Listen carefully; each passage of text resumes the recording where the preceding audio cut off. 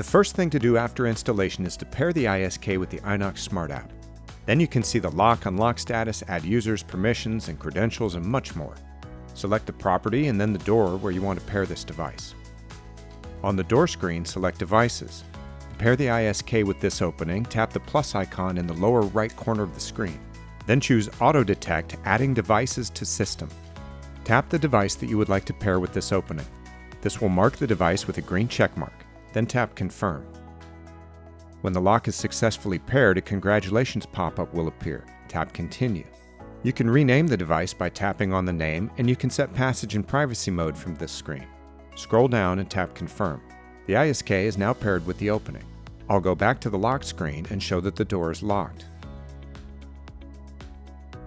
If I press and hold the lock icon for 2 seconds, I get a green bar and a success sound from the ISK letting me know that the door is unlocked. When I open the door, you can see that the app icon changes to Unlocked and Open on the screen.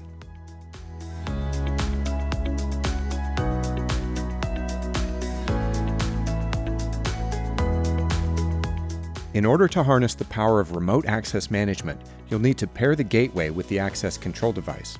For this procedure, your smartphone needs to be connected to a 2.4 GHz Wi-Fi signal, and you'll need to know the password.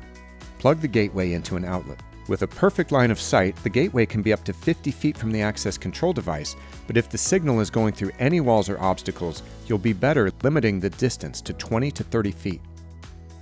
From the lock screen, select the settings icon at the far right of the bottom icon tray.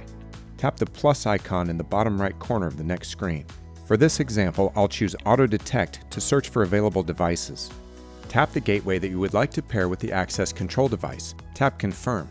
Select the 2.4 GHz Wi-Fi account and enter the network password, then tap Confirm. You can rename the gateway if you like by tapping on it. Then tap Confirm. Now, I saw on the last screen that there's a firmware update available for the gateway, and it's very important to have the latest firmware. I'm going to slide left on the gateway and choose Edit. Tap the green Available text and then confirm that you want to update the firmware.